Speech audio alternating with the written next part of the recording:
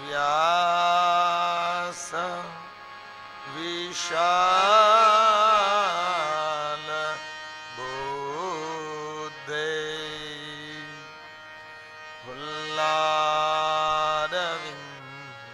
હુલ્લારવિંદા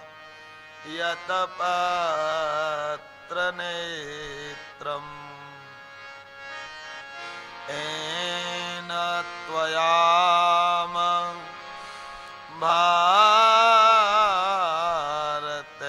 ભારતૈલપૂર્ણ પ્રજવાલિતો જ્ઞાનમય પરદીપમ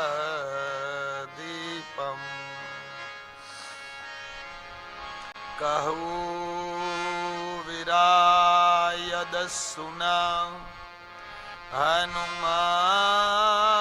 હનુમાન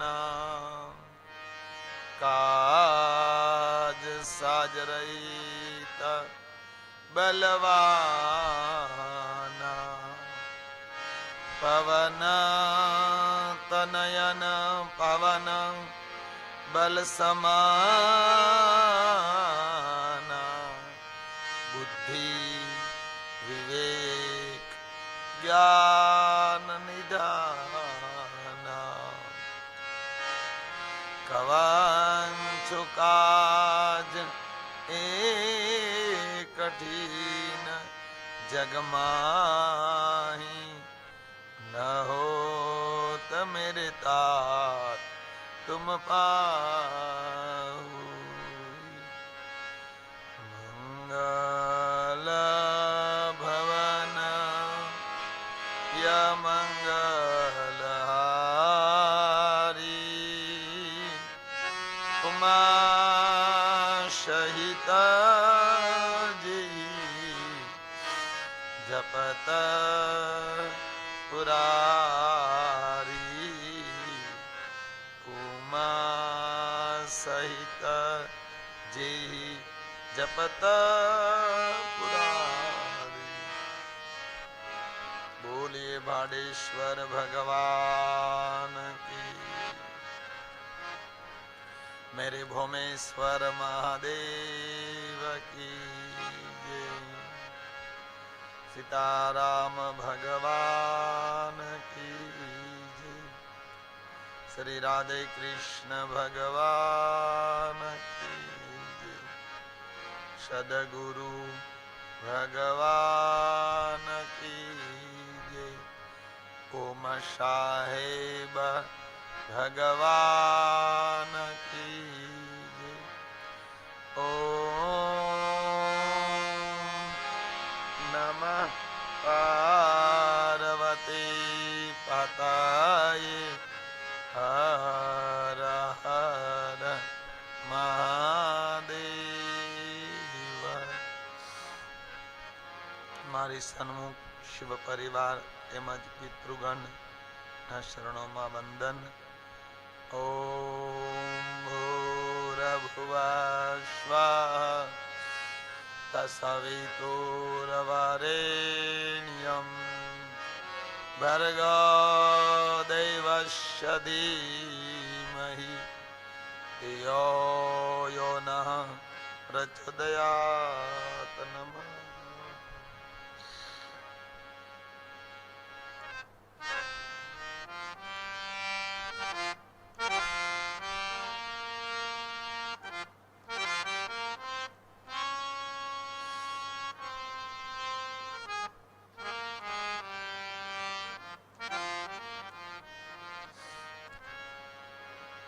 ભગવાન શિવજીના સાનિધ્યમાં ચતુર્થી યાની કે ચોથો દિવસ અને પ્રથમ સોપાન જે શિવ મહાપુરાણ મારા મહાદેવના સન્મુખ અને પિતૃના આવાહિત સ્થાપનની સામે આ યજ્ઞ આપણે કરી રહ્યા છીએ. પિતૃનું સ્મરણ કરી મોક્ષાર્થે આ કથા આ એક જ પિતૃઓને એક જ પરિવારને સંભળાવવામાં આવે છે. આ કથા સમસ્ત કાનૂનના દાયરામાં રહી અને એક ફાર્મમાં પોતાના ઘરમાં પોતાના પરિવારમાં થઈ રહી છે. ભગવાનની કથા કોઈ પણ જગ્યાએ થઈ શકે છે. બોલે હા. તો પરિવાર પોતાના પરિવારની સન્મુખ આ કથા કરાવી રહ્યો છે. જે શિવ મહાપુરાણની કથાનું આપણે ગાન કરી રહ્યા છે, જે મહાદેવની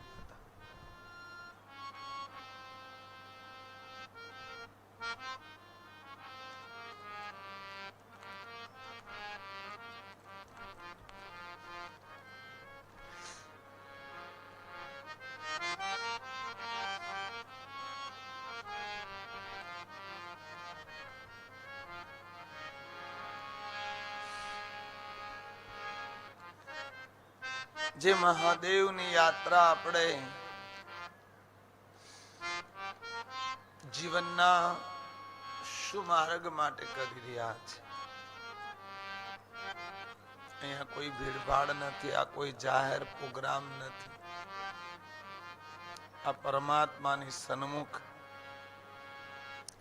એક સાધનાના રૂપમાં અનુષ્ઠાન છે.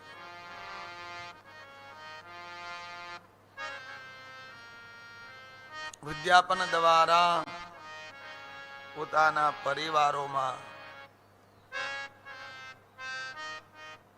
જે કથા શ્રવણ કર્યા શ્રોતાઓ,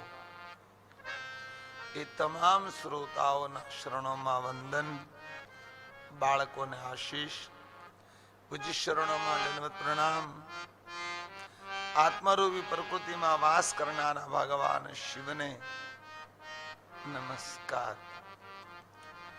આ ચેનલ દ્વારા એક નહીં હજારો લોકો આ કથાને સાંભળી રહ્યા છે, શ્રવણ કરી રહ્યા છે, કથાનું દર્શન કરી રહ્યા છે. અહીંયા આપણે યાત્રા કરી રહ્યા છીએ શિવ મહાપુરાણ, શિવ ભક્તિ દર્શન. શિવ ભક્તિ એ બ્રહ્માંડનો પ્રારંભ છે. હા, શિવ ભક્તિ એ બ્રહ્માંડનું મૂળ છે. પછી તો જેટલા જેટલા ભગવાનો આવ્યા એ બધાની ભક્તિ થઈ. કોઈ વિષ્ણુ ભક્ત થયા, અબ જાણો છો, પણ પ્રથમ કોઈ ભક્તિનું નામ અપાયું હોય તો શિવ ભક્તિ. અને શિવજીના પ્રથમ બે ભક્ત થયા, જેનું નામ છે બ્રહ્મા અને વિષ્ણુ. જે ખેતર તમે જોવો છો ને, એ અમારું કમલ શાંતિ ફાર્મ હાઉસ છે. આ હરગવાની વાડી છે, જ્યાં અમે એક સુંદર યજ્ઞ પણ બનાવ્યો છે, જેમાં અમે રોજ યજ્ઞ કરીએ છીએ. પેલાના ઋષિઓ જે જીવતા ને, હા, પેલાના ઋષિઓ જંગલમાં રહેતા. હા, અને જંગલમાં એ ભગવાનની કથાઓ કરતા. આ કથા માણસ સામે થાય ને એવું નથી હો. હા, આ કથા વનસ્પતિઓની સામે પણ થાય છે. આ અમારો યજ્ઞ છે, જે ફાર્મમાં અમે રોકાયા છીએ, આ જંગલમાં યજ્ઞ અમે બનાવ્યો છે. અહીંયા રોજ યજ્ઞ કરવામાં આવે છે. પ્રકૃતિને કંઈક આપી રહ્યા છે. અમારી વ્યાસપીઠ પ્રકૃતિને કંઈક દઈ રહી છે. વાલા, આપને આ સમજાય ન સમજાય મને એને હારે તો કોઈ લેના દેના છે નહીં, પણ એક પ્રેરણાજનક આવું કાર્ય અમારી વ્યાસપીઠ કરી રહી છે. હા, આ પરિવારને સાથમાં લઈ, આ પરિવારનો આધાર. આપ જાણો છો યજ્ઞ મારું પ્રિય કાર્ય છે. હા, તો આ યજ્ઞ નિત્ય કરવામાં આવે છે, અને જેને જે પોતાના ઘરે કથા કરાવે ને એમને ત્યાં પણ આ યજ્ઞ કરવામાં આવશે. તો હું વાત એ કરતો હતો કે શિવ ભક્તિ એ પ્રારંભ છે ભક્તિના રૂપમાં. પછી તો ખૂબ યાત્રાઓ થઈ અને ખૂબ નામ પણ આવ્યા ભક્તિના. કાલે જયારે હું કહેતો હતો શિવ ભક્તિ વિશે ત્યારે કોઈ મને કીધું કે શિવપુરાણમાં તો બાપુ ઘણા મહિમા છે, તમે 2 મહિમાની જ કેમ વાત કરી? કે ભાઈ રુદ્રાક્ષ ને દીપ. પણ આપને ખબર હોય ને તો હું એમ કહું છું, શિવ ભક્તિ દર્શન. આપણે શિવજીની ભક્તિ કરી શકીએ એનું દર્શન, અથવા તો શિવ ભક્તિ એટલે શું અને ભક્તિ કોણે કરી આના પર આપણું દર્શન છે. તો શિવપુરાણમાં યજ્ઞનો મહિમા છે, કોણ કરી શકે? વરે નહીં 10 વરે એક વાર આપણે ઘરે થાય છે. શિવપુરાણમાં બિલીપત્ર નું મહાત્મ્ય તો કેટલાના ઘરમાં બિલીપત્ર હશે. શિવપુરાણમાં દાન નો મહિમા છે, તો કેટલા જણા દાન કરી શકશે? શિવપુરાણમાં બહુ બધા મહિમા છે, પણ મેં 2 મહિમા તમને એટલા માટે કીધા કે તમે સરળતાથી સ્વીકારી શકશો. નાનું ઘર હોય તો એ ધૂપ દીવા કરી શકે? બોલે હા. દીવો કરવો એટલે બહુ નાની વાત છે. સરસ મજાનું ગાયનું ઘી લઈ આવે, 2 ટાઈમ મહાદેવને દીવો થાય. બોલે હા. તો એ શિવ ભક્તિનો પ્રાણ છે. દીપ મહાદેવ. દીપ જ્યોતિ નમસ્તુતે ધન કલ્યાણ કરો, શત્રુ બુદ્ધિ વિનાશી. દીપ જ્યોતિ નમસ્તુતે. દીપ જ્યોતિ પરેબ્રહ્મ પરમેશ્વર દીપ દેવો જનાર્દન. દીવો એ બ્રહ્મ છે. દીપ યજ્ઞ પણ નાનો એવો છે, તો બધા કરી શકે? બોલે હા. એટલે મેં એને કીધું. બીજું, શિવ ભક્ત આપ છો એનું દર્શન. બોલે તમારા ગળામાં રુદ્રાક્ષની માળા હોય, તમે તિલક કરો તો કામ કરતા હો તો 1-2 કલાક પછી તિલક ભૂસાઈ જાય. સવારમાં તિલક કરી નીકળો તો કોઈ કહે ભાઈ આ શિવ ભક્ત છે, જો સરસ મજાનું ત્રિપુંડ છે, પણ 2-4 કલાક પછી ત્રિપુંડ ભૂસાઈ જાય. પણ રુદ્રાક્ષની માળા પહેરી હોય તો ગમે એટલું કામ કરો, ગમે એટલા આટા મારો, ગમે એટલી યાત્રા કરો, પણ ઈ ગળામાંથી જાય નહીં. કોઈ રુદ્રાક્ષની માળા જોવે એટલે કે ભાઈ આપ શિવ ભક્ત છો, કેમ? રુદ્રાક્ષ પહેર્યા છે. મેં શિવ ભક્તિ તમારામાં આસાનીથી દર્શનીય થાય. તમે મહાદેવના ઉપાસક છો એવું થોડું તમને પુરાવો મળે. એટલા માટે મેં તમને આ 2 મહિમા બહુ ભાવથી કીધા. આ 2 મહિમા મેં તમને બહુ હૃદયથી કીધા. બાકી મહિમા તો ઘણા છે. કૈલાસના શિખર ઉપર આદિનારાયણી સતી મહાદેવને પ્રશ્ન કરે, પતિ પત્નીનો સંવાદ, નવદા ભક્તિ. આપણે કૈલાસના શિખર માથે બેસી અને આ ભક્તિનું દર્શન કરી રહ્યા છે. મને સતીનો આ સવાલ બહુ ગમે છે. સતીએ શું કીધું? પ્રભુ આગળ કલયુગ છે, અને આ કલયુગમાં હરેક માનવ પશુ બુદ્ધિ વાળા થઈ જશે.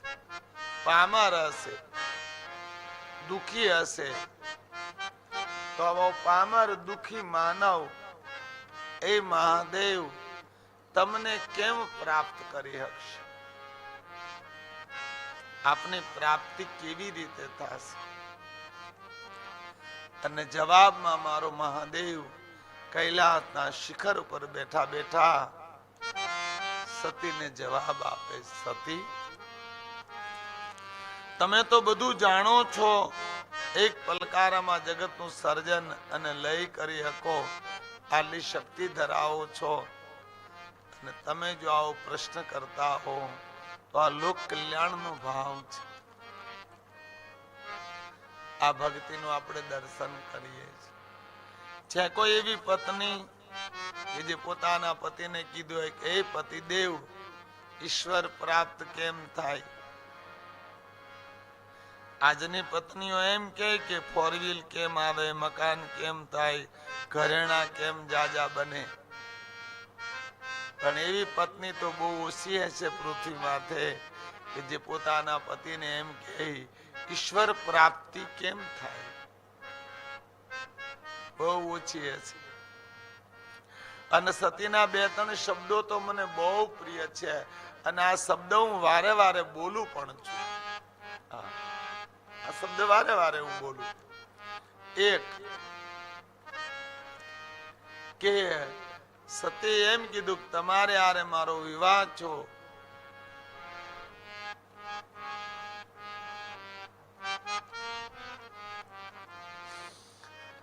તમારી સાથે મારો વિવાહ થયો, મને બધું સુખ મળ્યું,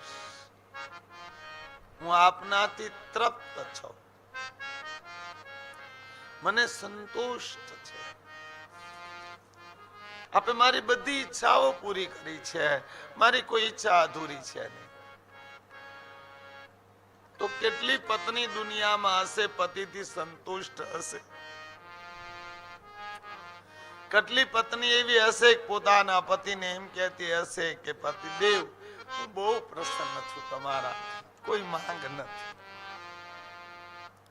આજની પત્નીઓની તો એટલી માંગ છે કે ઈ માંગ ભરતા ભરતા પતિ પૂરો થઈ જાય છે. જો એ પત્નીની માંગો પૂરી નથી થતી. જીવન જરૂરિયાત હરેક ચીજ હોવી જોઈએ, મારો કોઈ વિરોધ નથી. હું 100 પુરુષોને મળું ને એમાંથી 70 પુરુષો એમ કે બાપુ ગમે એટલું કમાવ, મારી ઘરવાળીને ઓછું જ પડે. આવી બહેનો માટે મારી થોડી પ્રાર્થના છે કે થોડો સંતોષ રાખજો. સંપત્તિની માંગ માટે, શોખોની માંગ માટે, તમારા ભૌતિક સુખોની માંગ માટે તમારા પતિનો પ્રેમ મરી ન જાય એટલું ધ્યાન રાખજો. એટલી માંગ નહીં કરતા રહેતા, એ માંગમાં પતિ જ પૂર્ણ થઈ જાય. અહીંયા સતીએ માંગ તો કરી છે, પણ શું કીધું? ઈશ્વર પ્રાપ્તિ કેમ થાય?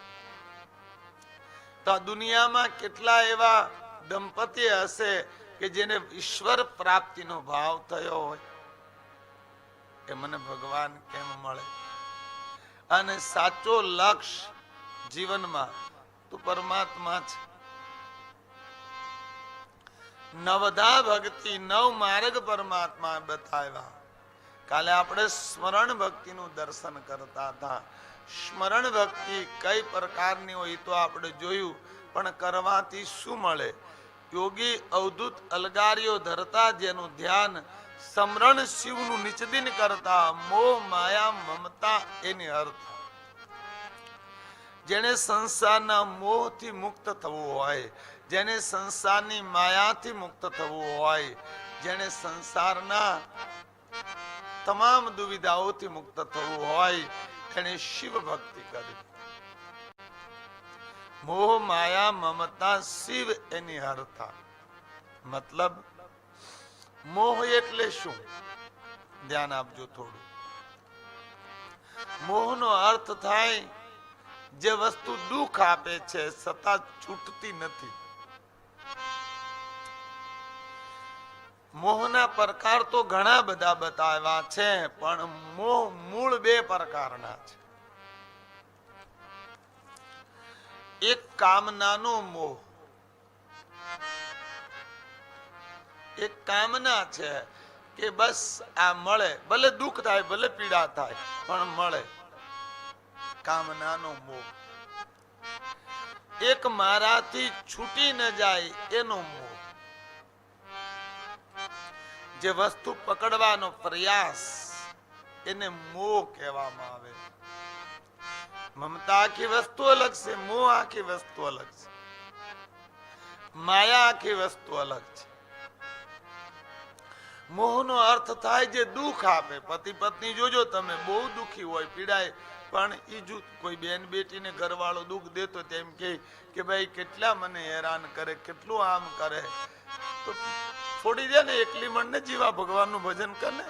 દુઃખ હોય, પીડા હોય, બેને બનતું ન હોય તો જુદા પડી જાવ, એની રીતે જીવે. તમારે બોલે ઈ મારા ઘરવાળા છે, મુકાય કેમ?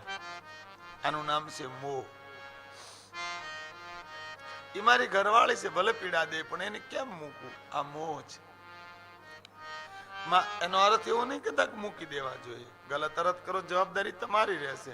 હું જે અર્થમાં કહેવા માંગુ છું, ઘણા કે બાપુ ઘરવાળાથી બહુ આમ છે તેમ છે, શું કરું બાપુ, બહુ દુઃખી છું.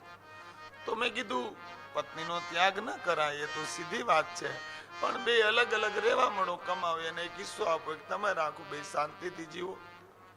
બોલે બાપુ સમાજની વચ્ચે પરણીને લાવ્યો ને એ સમાજમાં કેવું ખરાબ લાગે, તો પછી સહન કરો. બોલે સહન નથી થતું, તો એવી ખીચડીના કોઈ જવાબ નથી. તમારે બધી બાજુ જીવવું હોય ને, તો કોઈ તમારી પાસે ઉકેલ નથી, અને આનું નામ છે મોહ. દુઃખ છે, છૂટતું નથી, અને એક કોઈ ચીજમાં આસક્તિ બની જાય પછી મોહ પેદા થાય. આ મને મળે, આ મળે મળે, ઈ મોહ છે. ઈ મળે નહીં ત્યાં સુધી પીડા રહે, મળ્યા પછી પણ છૂટે નહીં તો પીડા રહે. મોહ. સમરણ શિવનું નિત્યદિન ખાલી એ મહાદેવ, એ મહાદેવ, તો મોહ નષ્ટ થઈ જાય. પછી માયા. માયાનો અર્થ થાય જે જગત છે જ નહીં, છતાં તમને પ્રતીક થાય. જે જગત વાસ્તવમાં છે નહીં, પણ છતાં દેખાય છે, જેને માયા કહેવામાં આવે છે. આ સંસાર માયા છે. તમે તમારા પડસાયાને પકડી શકો? બોલે નહીં, તો પડસાયો માયા છે. એમ સંસારને તમે પકડી શકો? બોલે નહીં, તો સંસાર માયા છે. ત્યારે આજ મારા તમારા દુઃખ એના છે કે હરેક ચીજને તમે પકડવા માંગો છો. સંતાનો હોય, સંપત્તિ હોય, સંસાર હોય, યુવાની હોય, હરેક ચીજને તમારે એક જગ્યાએ સ્થિર કરવી છે. હું ઘરે આવું એટલે આ ખુરશી અહીંયા જ હોવી જોઈએ. એ તો કદાચ જડ છે તો રાખી પણ શકાય, પણ હું આવું એટલે મારી ઘરવાળી આમે પાણીનો ગ્લાસ તેને ઊભી જ હોવી જોઈએ. આ તમે પકડવાનો પ્રયાસ કરો. ક્યારેક નો પણ ઊભા હોય, સમય જતા બધું છૂટી જાય. એક રાજાનું દૃષ્ટાંત મને પ્રિય લાગે, એટલા માટે તમને કહું છું. કદાચ આ દૃષ્ટાંત માયાને સમજવા માટે થોડું તમને મને ઉપયોગી બનશે. એક રાજા ને એક પુત્ર છે, બહુ ગુણવાન પુત્ર છે. પુત્ર માથે રાજાને એટલી પ્રીતિ છે કે જેની કોઈ સીમા નથી. બહુ પ્રીતિ છે. એ પુત્રને બહુ ચાહે છે. પુત્ર વગર જમે નહીં, પુત્ર વગર જાગે નહીં. પુત્રને જાગે એટલે સંભાળે, સુવે એટલે પુત્રના માથા પર હાથ ફેરાવે. બસ સતત પુત્રનું જતન કરે છે. આવા મેં બહુ લોકો જોયા છે. આનો અર્થ ગલત નહીં કરતા, સંતાનોને ખૂબ પ્રેમ આપો, પણ કોઈ વસ્તુ અતિશય ન હોવી જોઈએ. ત્યારે આજ આપણને બધાને અતિશયમાં જ રસ છે. ભક્તિ તો અતિશય, સાધના તો અતિશય, પ્રેમ તો અતિશય, માંગ તો અતિશય. થોડા માપમાં જીવો ને. મારા જીવનમાં આ એક બહુ કરુણામય વાક્ય છે કે મને મધ્ય બહુ પ્રિય છે. અતિમાં મને બિલકુલ લોમાં પણ રસ નહીં. એક ગતિ હોવી જોઈએ જીવનની, અને મજા આવશે મધ્યમાં રહેશો તો. અને ઈશ્વર મધ્યમાં છે. આ જવાબદારીથી કહી દઉં છું. ઈશ્વર મધ્ય છે. ઈશ્વર ભૂતકાળ નથી, ઈશ્વર ભવિષ્ય નથી, ઈશ્વર વર્તમાન છે. અને જે વર્તમાનમાં ન જીવી શકે એને ઈશ્વરની પ્રાપ્તિ તો બહુ દૂરની વાત છે, પણ સામાન્ય સુખની પ્રાપ્તિ પણ ન થાય. કારણ કે જેને મળે એની માથે નજર નથી, જે નથી મળ્યું એની માથે જ નજર રહે, એ માણસ કોઈ દી સુખી જ ન થાય. અથવા તો જે છૂટી ગયું એની માથે નજર રહે, જે છે એની માથે નજર જ ન હોય, તો એ માણસ કોઈ દી ભગવાન પણ સ્વયં એને સુખી ન કરી શકે. ધ્યાન દેજો થોડું વાલા. મધ્ય છે ને, મધ્ય એ બહુ મહત્વનું છે. અને શિવપ્રાણમાં તો સ્વયં ને ભગવાન સન્મુખ રાખ્યા. સ્વયં એટલે મધ્ય, એક મધ્યમાં ટકવું ઈશ્વર છે. તો અતિ પુત્ર માથે પ્રેમ જાગે એટલે પુત્ર, જમવા બેસે તો પુત્ર, સુવે એટલે પુત્ર. એ પુત્ર 18-20 વર્ષનો થયો. કોઈ રોગ લાગ્યો પુત્રને, પુત્ર બીમાર પડ્યો. પથારીમાં પુત્ર સૂતો છે. તમામ વૈદ્યોને બોલાવ્યા. વૈદ્યોએ ખૂબ દવા કરી, પણ પુત્રને સારું નથી થતું. 10 દિવસ થયા છે. રાજા એક આંખનું મટકું તક નથી માર્યું. એ રાજા સૂતો નથી. 10મા દિવસનો મધ્યાહનનો સમય આલ્યો જાય છે. રાજા પુત્રનો હાથ પકડીને બેઠા છે. પોતાની પત્ની બાજુમાં બેઠી છે. અને વૈદ્ય કહી દીધું, આજ છેલ્લો દિવસ, આજ સાંજ પહેલા પુત્ર દેહ છોડી દેશે. સાંજ પહેલા પુત્રનું શરીર છૂટી જશે. હાથ પકડીને બેઠો છે રાજા. એક એક ઘડી કાળ સમાન, યુગો સમાન વીતે છે.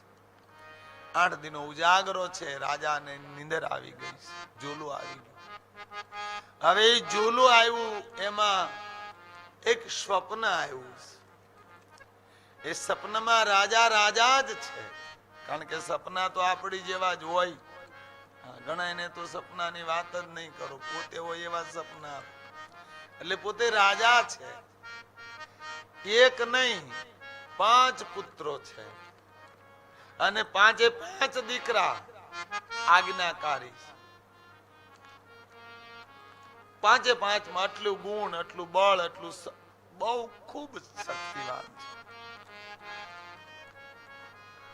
એ 5 પુત્ર ખૂબ બલવાન છે, ખૂબ શક્તિમાન છે. રાજાને એટલી રાજની શરદ કોઈ સીમા નથી, એના શરદની કોઈ માપ નથી. એટલું મોટું રાજ્ય છે. સંપત્તિ ખૂબ છે, સગવડ ખૂબ છે, સાધનો, દાસીઓ. 5 દીકરા આજ્ઞાકારી, બોલે એટલે તરત કામ થઈ જાય. આવું બહુ જીવન સુખી છે. અને રાજાને એટલી મજા આવે છે જીવવામાં કે જેની કોઈ સીમા નથી. રાજા બહુ સુખી. 5 દીકરા છે અને એકદમ સરસ રીતે જીવે છે. જીવન ગતિમાન છે. હાલતા હાલતા જીવનમાં બહુ આનંદ છે, કોઈ કમી જ નથી. દીકરાઓનો પ્રેમ પણ એટલો છે. એમાં જોરદાર શિષ્કારી થઈ, આંખ ઉઘડી ગઈ તો પુત્રનું મૃત્યુ થયેલું હતું. પત્નીની શિષ્કારી થી, આય માં, મારો પુત્ર મરી ગયો. રાજાની આંખ ખુલી તો પુત્રને મૃત્યુ પામેલો જોયો. રાજાએ પુત્રને મરેલો જોઈને ખડખડાટ હસ્યો છે. રાજા ખડખડાટ હસ્યા એટલે પત્નીને થયું કે આહા, પુત્રના પ્રેમમાં મારા પતિ પાગલ થઈ ગયા. પુત્રના પ્રેમમાં મારો પતિ પાગલ થઈ ગયો. દીકરો મરી ગયો, મારા પતિ ગાંડા થઈ ગયા. એટલે હસે દીકરાના મોત માટે. કીધું, આપ શું કામ હસો છો? આપ ખડખડાટ હસો છો. બોલે, હસું નહીં તો શું કરું? કેમ? બોલે, 5 પુત્ર મરી ગયા એનું રડું ક્યાં? એક મરી ગયો એનું રડું.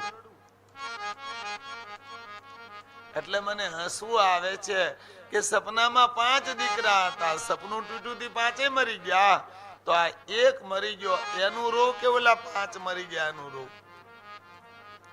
એટલા માટે તો કહેવાય છે સંસાર એક સ્વપ્ન છે. અને બહુ સાચી વાત છે, તમે પકડો કે ન પકડો, જન્મ અને મૃત્યુ તમારા હાથની ગતિ નથી. દીકરો બહુ પ્રેમ કરતો હોય તો કઈ 15 વર્ષનો ન રહે, 18, 20, 22, 25 વર્ષનો થાય ને એને માર્ગે દીકરો જતો રહે છે. આનું નામ છે માયા. હરેક ચીજ પોતાના સમયે ગતિ કરે છે. પછી મમતા જે તમારું નથી અને તમે પકડીને બેઠા છો, વાલા થોડું ધ્યાન આપજો. સંભાળવાની ના નથી, સંસારમાં ભાગવાની મેં કોઈ દી વાત નથી કરી, હંમેશા માટે જાગવાની વાત કરીશ.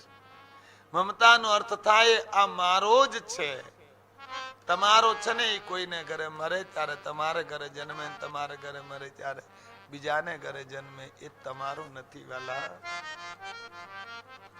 આવે ને જાય સંસારની ગતિ છે ભાઈ. મમતા એ આપણે પેદા કરી છે નહીં. હરેક ચીજમાં મમતા છે. તો સ્મરણ શિવનું નિત્યદિન કરતા મોહ માયા મમતા એની શિવ હર. હે દેવી, હે દેવી, ભક્તિ જે માનવ મનુષ્ય મારી સ્મરણ ભક્તિ કરે છે એવા મનુષ્યને મોહ માયા અને મમતાથી હું મુક્ત કરું છું.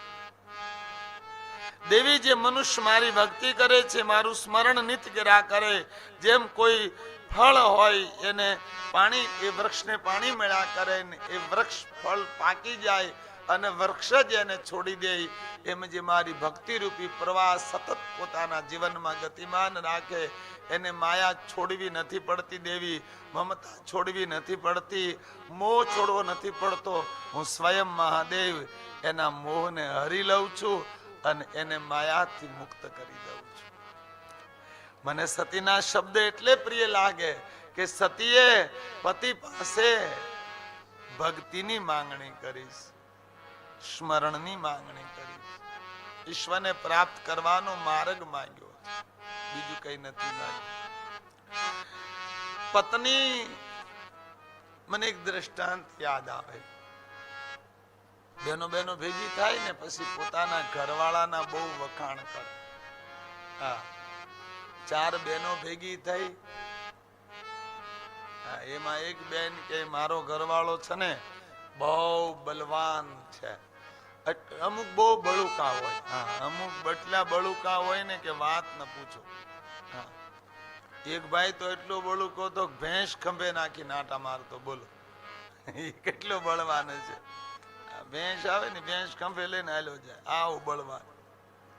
એટલે કીધું મારો ધણી બહુ બલવાન છે. બીજી બાઈ કે મારો ધણી બહુ ધનવાન છે. હા, લોકડાઉન છે તો રોજના 50,000 કમાઈશ.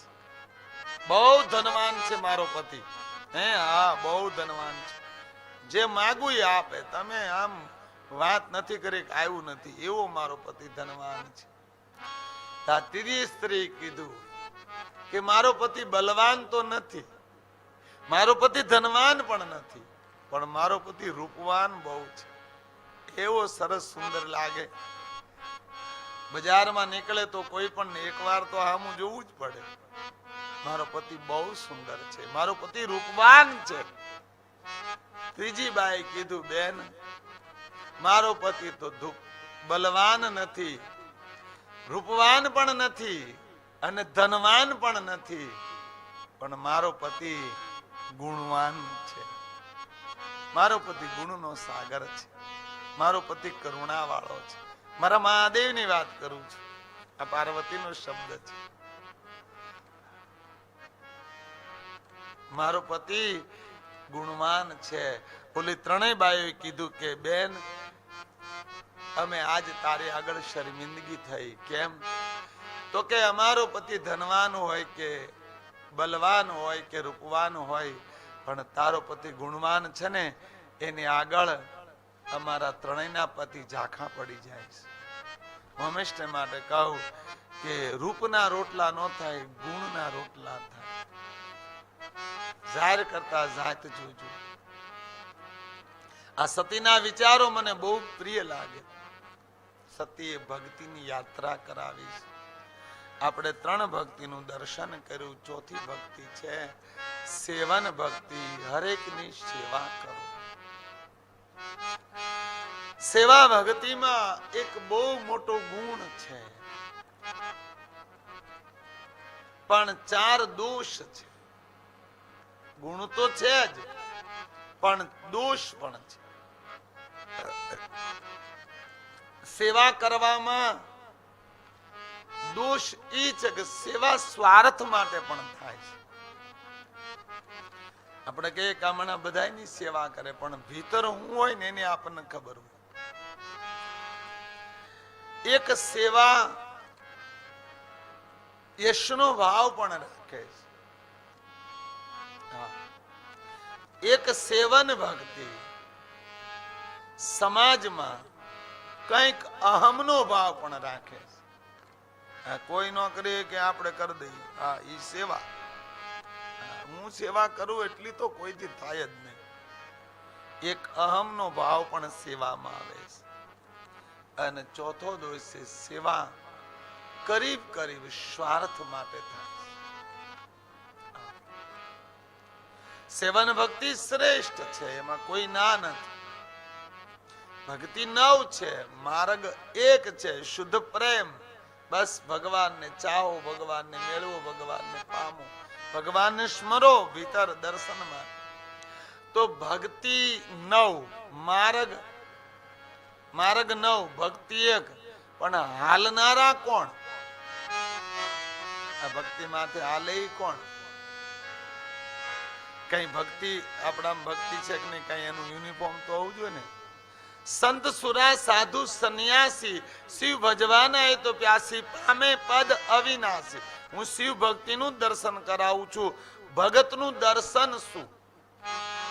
મૂળ તો આપણે જોયું વાલા, ભક્તિ એટલે આપણે દર્શન જેનું કરીએ છીએ, પણ એની એ માર્ગ માથે હાલનારા કોણ? 4 વ્યક્તિ, સંત સુરા સાધુ અને સંન્યાસી. આ ભગતના માર્ગી છે. આ ભક્તિના માર્ગ ઉપર હાલનારા છે.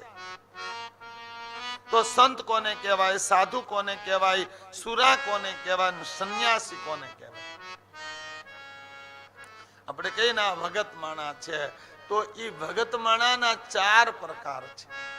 પેલા તો સાધુ. તો સાધુ કોને કહેવાય? મેં ઘણા વાર કીધું છે, ફરીવાર એક સંક્ષિપ્તમાં આપને દર્શન કરાવું છું કે સાધુ કોને કહેવાય. સાધુનો અર્થ કોઈ વર્ણ સીમિત નહીં કરતા. સાધુ કોઈ વર્ણ ખાલી નથી. વર્ણ સાધુ નથી એવો અર્થ નહીં કરતા. વર્ણ સાધુ છે જ કે ભાઈ અતીત સાધુ, આ રામાનંદી સાધુ, આ માર્ગી સાધુ, હા જરૂર, પણ એ સીમિતતા ન હોય. સાધુનો અર્થ છે જાગૃત અવસ્થા. સાધુનો અર્થ છે એક પ્રમાણિક જીવન. સાધુનો અર્થ છે એક સમાજના હિતનો ભાવ. સાધુનો અર્થ છે એક હોશમાં જીવવા વાળો વ્યક્તિ. સાધુ યાની સાધમાં રહેનારો, ભાનમાં રહેનારો, હોશમાં રહેનારો સાધુ. કોઈનું સુખ જોઈને જો તમારા હૃદયમાં ખુશી થાય તમે સાધુ છો. કોઈના દુઃખમાં ભાગ લેવાની ઈચ્છા થાય તો તમે સાધુ છો. મારા દેશનું, મારા રાષ્ટ્રનું કેમ હિત થાય આવું તમારા હૃદયમાં ભાવ થાય તો તમે સાધુ છો. મારા દ્વારા બીજાને દુઃખ ન મળવું જોઈએ આ વિચાર તમારા હૃદયમાં હોય તો તમે સાધુ છો. મારા દ્વારા કોઈની સેવા થાય તમે સાધુ છો. સાધુ સેવા લે નહીં કરે. ગલત અર્થ કરો, જવાબદારી તમારી. સાધુ નો અર્થ થાય સેવા કરવી, લેવી નહીં. સાધુ નો અર્થ થાય બીજાને કંઈક દેવું, લેવું નહીં. અને સાધુ એક એવો માર્ગ છે જેમાં બધા સમાઈ શકે. સાધુ સોની જબામાં હોય, પેન્ટ શર્ટમાં હોય, સાડીમાં હોય, ડ્રેસમાં હોય. આ યુનિફોર્મમાં તો મેં બહુ ઓછા સાધુ જોયા છે. મેં પેન્ટ શર્ટમાં અને સોની જબામાં જેટલા સાધુ જોયા ને એટલા શાયદ આમાં નથી જોયા. આમાં તો કોઈ વેશભૂષામાં 2 રૂપિયા પણ જોવા મળે છે. આજ કેટલી યુનિફોર્મ બદનામ. સાધુ તો કોઈ દી બદનામ થાય જ નહીં, પણ સાધુનો વેશ પહેરેલા બદનામ થાય છે. કેવી કેવી ઘટનાઓ સમાજમાં જ ઘટી રહી છે. જે સંપ્રદાય માથે કોઈ આંગળી ન મૂકતા એવા સંપ્રદાયો આજ બદનામ થઈ રહ્યા છે. કારણ કે સાધુનો અર્થ વર્ણ, જાતિ, કોમ, સંપ્રદાય સીમિત ન હોય. સાધુ એક જાગૃત અવસ્થા છે. સાધુ એક પવિત્ર યાત્રા છે. સાધુમાં સંપ્રદાય હોય, સીમિત ન હોય. મહાદેવનો સાધુ એ હરિની કથા ન કરે. હરિનો સાધુ એ મહાદેવની કથા ન કરે. હરે હર એક જ છે. સ્વામિ ભગવાનને માનનારો શિવપુરાણ કથા ન ગાય, કારણ કે એનો ઈષ્ટ હરિ છે. શિવ મહાપુરાણની કથા કરનારો ભાગવતની કથા ન કરે. શું કામ કે એનો ઈષ્ટ ભગવાન કૃષ્ણ છે. બુદ્ધની કથા કરનારો મહાવીરને નો યાદ કરે, મહાવીરની કથા કરનારો બુદ્ધને ન યાદ કરે. શું કામ કે એની એક મર્યાદા છે, એની એક પાત્રતા, એક માર્ગ છે. માર્ગ એક જ હોય. મને કોઈ કે બાપુ ભાગવત તમે કરો. મને કાલે જ કોઈ કીધું બાપુ તમે ભાગવત કરો છો. મેં કીધું ભાગવત મને અધિકાર નથી. હું મહાદેવના કુળમાં જન્મો છું. હું ભાગવત નો જ કરું, ભાગવતમાં નથી કરવું, હું એવું નહીં કહેતો. હું એવું કહું છું મને અધિકાર નથી, કારણ કે હું મહાદેવનો દીકરો છું. ભગવાન શંકરના કુળમાં જન્મો છું. તો મારો ઈષ્ટ ભગવાન શંકર છે, તો હું ભાગવત ન કરી શકું. મને અધિકાર નથી.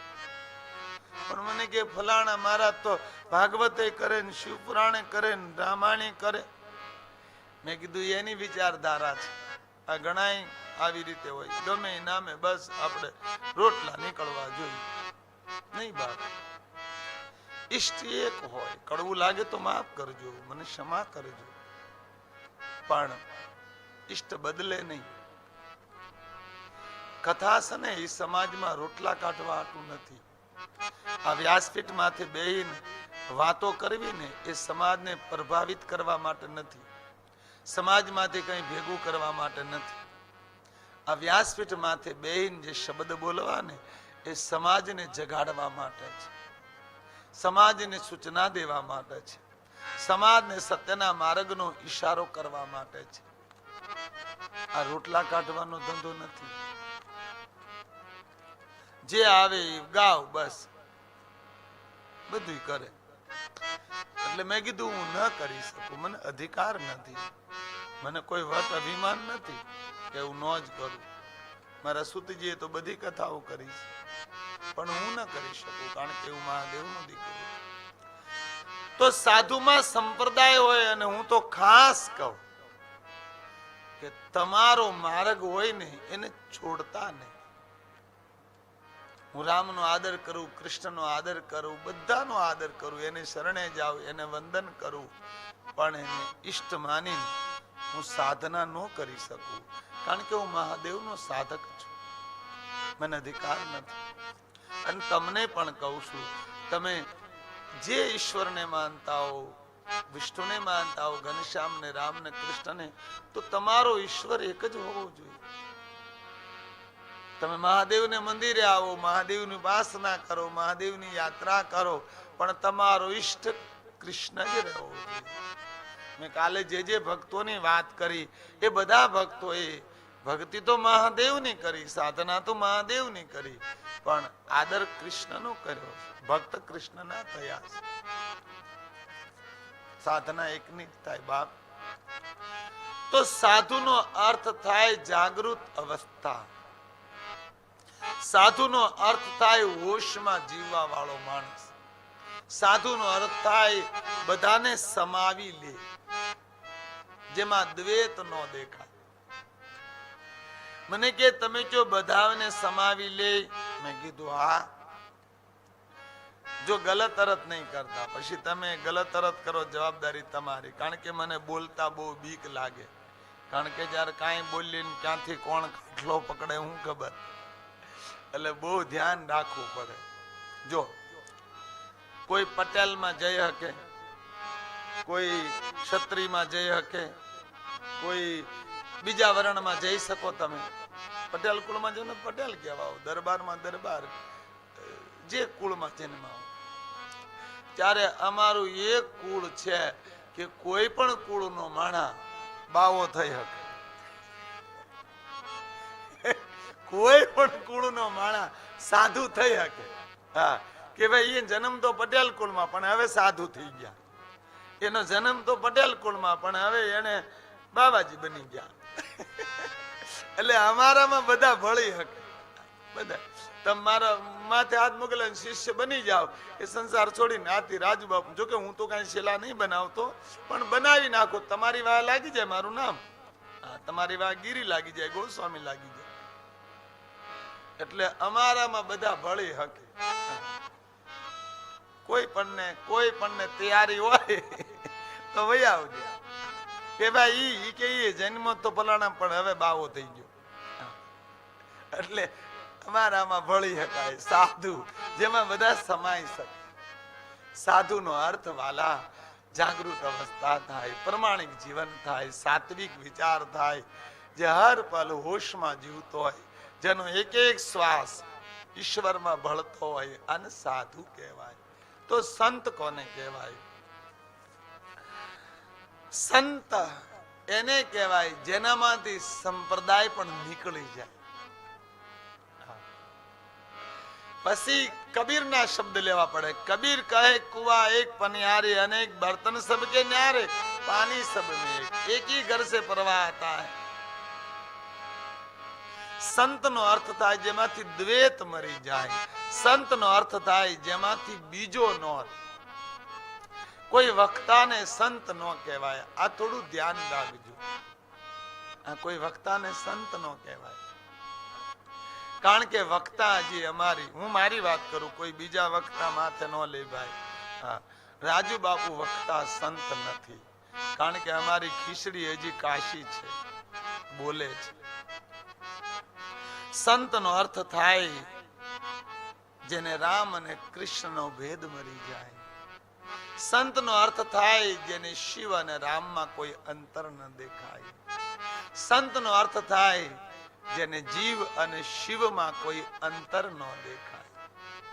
સંત નો અર્થ થાય સમન્વય, સંતત્વને પ્રાપ્ત થયા, પૂર્ણ સંત.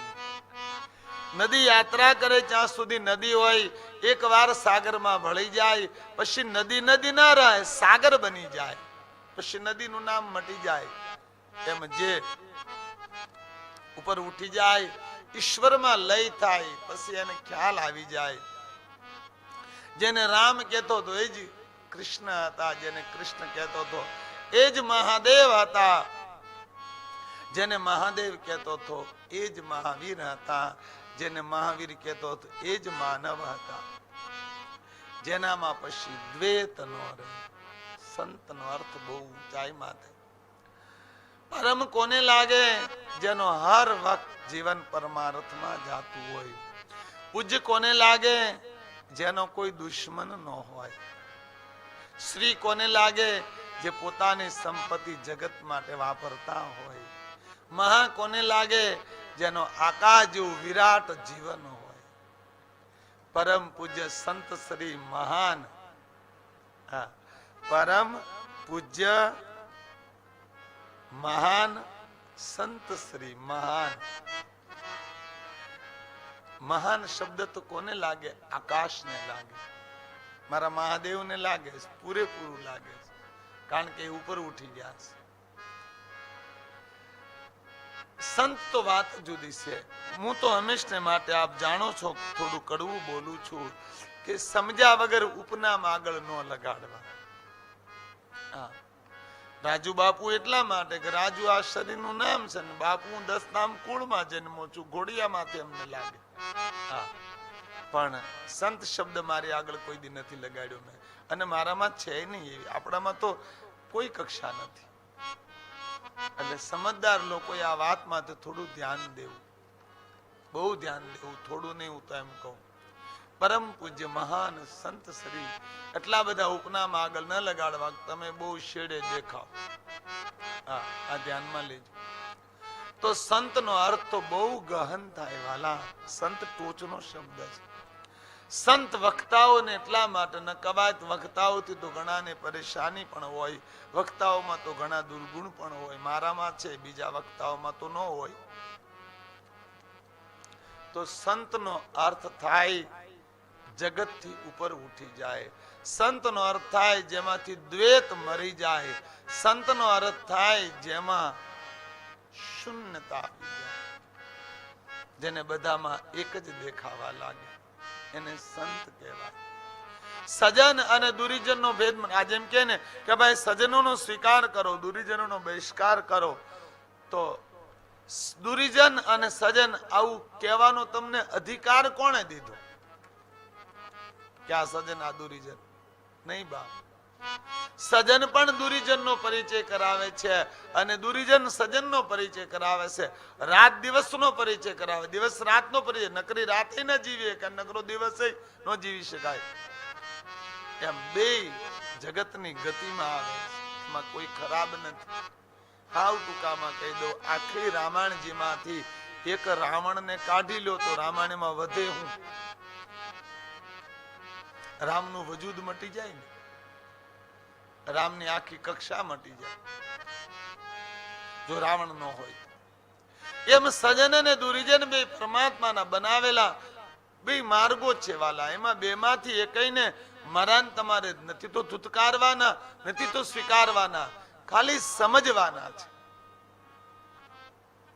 સજનને પણ પ્રેમ કરો તો દુરીજનનો પણ પ્રેમ કરો. સજનમાં પણ પરમાત્મા છે, દુરીજનમાં પણ પરમાત્મા છે.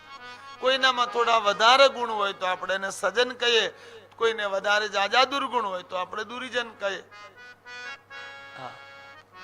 કોઈ દુનિયાનો એવો માણા નથી જેમાં કોઈ ગુણ ન હોય, અને દુનિયાનો કોઈ એવો માણા નથી જેમાં કોઈ દુર્ગુણ ન હોય. એ તમારા માથે આધાર છે. સામેના માણામાં તમને ગુણ પણ દેખાય અને દુર્ગુણ પણ દેખાય. તમે જેવા હો ને એવું સામે દેખાય. એક મહાભારતની ઘટના છે. ભગવાન કૃષ્ણે અર્જુનને કીધું કે જા અર્જુન, એક બહુ ખરાબ દુર્જન માણસ ગોત્યા, જેમાં કોઈ ગુણ ન હોય એવો માણસ. અર્જુન નીકળ્યા. આખો દિવસ અર્જુને યાત્રા કરી, પણ એક માણસ એવો એને ન મળ્યો કે જેમાં એક પણ દુર્ગુણ, એક પણ ગુણ દુર્ગુણ ન હોય. આખો દિવસ યાત્રા કરી, સાંજે આવીને કીધું પ્રભુ મને તો કોઈનામાં કોઈ દુર્ગુણ દેખાતો નથી, બધામાં ગુણ જ દેખાય. દરેક માણસ પોતાની જગ્યાએ તો બરોબર જ દેખાયા, કોઈનામાં પ્રભુ દુર્ગુણ તો છે નહીં. પછી દુર્યોધનને કીધું કે જા આવે તું એક એવો માણસ ગોતી આવે જેમાં ગુણ હોય. સાંજે દુર્યોધન આવ્યો, પ્રભુ કોઈમાં કાંઈ લેવા નથી, બધા એમાં કાંઈક ને કાંઈક ગોટાળા છે. એક માણસ એવો મને ન જડ્યો જેમાં એકાદો ગુણ હોય, બધા દુર્ગુણોથી જ ભરેલા છે. કોઈને આમ છે ને કોઈને તેમ છે ને કોઈને ફલાણું છે. તો શું આ દુનિયામાં કોઈ સારો માણસ નહીં મળ્યો હોય એને? અને અર્જુનને કોઈ ખરાબ માણસ નહીં મળ્યો હોય? નહીં. બેયને બધું મળ્યું હતું, પણ દુર્યોધનની દ્રષ્ટિ દુરાચારથી ભરેલી હતી, એટલે એને બધામાં દુરાચારી દેખાયા. અર્જુનની દ્રષ્ટિ સજનોમાં ભળેલી હતી, એટલે એને બધે સજનો જ દેખાયા. તમારી દ્રષ્ટિમાં તો ડિપેન્ડ કરે છે વાલા. તો અહીંયા આપણે વાત એ કરીએ છીએ, સંતનો અર્થ થાય જેમાંથી સજન અને દુરીજન બેય મટી જાય. હું તો હંમેશા માટે કહું, સજનો પણ ભગવાનનું રૂપ છે અને દુરીજનો પણ જે હોય ઈશ્વરનું રૂપ છે. મારે ને તમારે હારો નરો કરવાનો કોઈ અધિકાર નથી. આ સંસારને સમજીને ચાલો બસ. તો સંત સુરા સાધુ કોને કહેવાય? આપણે જોયું સંત કોને કહેવાય, સુરા કોને કહેવાય. અહીંયા આવે છે ભક્તિ. ભક્તિનો માર્ગ સુરાનો નર પુરાનો, આમાં કાયર નરનું કામ નથી. ભક્તિનો માર્ગ એ મર્દ માણસનું કામ છે, જેને તેની કામ નથી ભક્તિ કરવી. ભિખારી કદી ભક્તિ કરે ની, રાકા ભજે ની રામ, દાન દેવાય તો દોયલા, એ તો મરજીવાનું કામ. મર્દ માણસ હોય ને એ ખિસ્સામાં હાથ નાખીને કંઈક મૂકી, બાકી તો તાકાત નથી. હા, બહુ કઠણ છે વાલા. એમાં કલિયુગમાં તો એક જ પગમાં ધર્મ ઉભો છે, જેનું નામ છે દાન. અને એ પણ માણાની કક્ષા પ્રમાણે થાય છે. ભક્તિનો માર્ગ બે ઘોડાની સવારી. ધ્યાન આપજો બરાબર. શિવ ભક્તિ દર્શન. હું ભગતનું થોડું દર્શન કરાવું. એક સંસાર, ભાઈ બેન, મા બાપ, પુત્ર પરિવાર તમામની સંભાળ એક ઈશ્વર. હે મહાદેવ, હે મહાદેવ, હે મહાદેવ. સંસારમાં કોઈને ઓછું ન આવે અને સતા ગતિ ઈશ્વરમાં રહે. સંસારમાં કોઈને બિલકુલ ઓછું ના આવે, સતા ગતિ ઈશ્વરમાં જ રહે. આનું નામ ભગત. એ જગતથી અલગ ન હોય જગતમાં જ, પણ ગતિ ઈશ્વરમાં હોય એટલે ભગત. એ સંસારમાં બધા કાર્યોને કરે, પણ જેનું ચિત્ત પરમાત્મામાં જોડાયેલું રહે. બે ઘોડાની સવારી. ઘણા કે ને ભાઈ બે ઘોડામાંથી ન બેહાય, ત્યારે બે ઘોડામાંથી બેહવાની વાત છે ભગત એટલે તો મરદ માણા કીધું. એક સંસારનો ઘોડો, બધાને સંભાળવા, ભાઈ બેન, મા બાપ, દીકરો પિતા પુત્ર પરિવાર, અને એક બાજુ હે મહાદેવ, હે મહાદેવ. સંસારમાં હોવા છતાં જેનું જીવન શિવ ભક્તિમાં હોય, આનું નામ છે શિવ ભક્તિ દર્શન. આવું થયા કે હા? હવે ધ્યાન દેજો. મારું દ્રષ્ટાંત એક પણ વ્યર્થ નથી હોતું, જો આપ સમજી શકો અને હું આપને સૂચનાના રૂપમાં આપી શકું તો. એક માં વાસણ કરવા બેઠી છે, એનું બાળક બેઠું છે, 1 વર્ષનું છે, રમે છે. એમાં વાસણ કરે, ધ્યાન બાળકમાં. એમાં કપડા કરે, ધ્યાન બાળકમાં. એમાં કચરા પૂતા કરે, ધ્યાન બાળકમાં. મારું બાળક બેઠું છે, આડાવડું ગયું નથી, કઈ મોઢામાં નથી નાખ્યું, રડતું નથી, ત્યાંથી આડાવડું થયું નથી. એ તમામ કામ કરતા કરતા ચિત્ત એનું બાળકમાં જ રહે. એ બધા કામ કરી નાખે, પણ એનું ચિત્ત બાળકમાં જ હોય. એમ સંસારના તમામ કામ કરતા કરતા જેનું ચિત્ત ઈશ્વરમાં જ રહે, આનું નામ ભક્ત, આનું નામ સુરવીર, આનું નામ મર્દ માણસ. કઠિન ખૂબ છે, પણ જો કરી શકો તો આસાન પણ છે. ભક્તિનો માર્ગ ફૂલ કેરી પાંખડી. કોઈ સંત કે ભક્તિનો માર્ગ ખાંડા કેરી ધાર. તમારામાં હોવું જોઈએ. તો સુરવીર નો અર્થ થાય ભગત. બે બાજુ યાત્રા કરવાની. એકમાં તો હવાલે બંને સંઘર્ષ ને પૂરા હરેક કાર્ય કરતા કરતા જેનું ચિત્ત ઈશ્વરમાં જ રહી, આ ભગત છે. આપણે ત્યાં એવા અનેક સંસારીઓ થયા જેને સંસારની ગતિમાં ભક્તિને એટલી શ્રેષ્ઠ કરી નાખી કે જેની કોઈ સીમા નહીં. સંત સુરા સાધુ સંન્યાસ. ઈશ્વર ભક્તિ માટે સંન્યાસ હોવો જોઈએ. હા, મેં જવાબ પણ આપ્યો તો, સંસારી શ્રેષ્ઠ કે સંન્યાસ શ્રેષ્ઠ. આપ જાણો છો મારા વિચારો હંમેશા માટે લોકોથી અલગ રહ્યા છે. મેં સંસારને 50% આપ્યા છે અને સંસારને પણ 50% આપ્યા છે. હું સંસારને એટલો જ શ્રેષ્ઠ માનું છું જેટલો સંન્યાસને માનું છું. બધા લોકો સંન્યાસને શ્રેષ્ઠ માને છે, ત્યારે હું સંસારને પણ શ્રેષ્ઠ માનું છું. શું કામ? કે જેટલા સંન્યાસીઓ થયા એ આવ્યા ક્યાંથી?